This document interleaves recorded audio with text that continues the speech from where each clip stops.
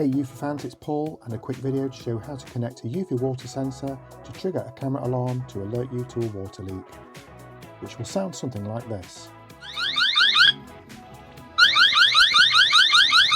This can be achieved by using Eufy's automations in the app.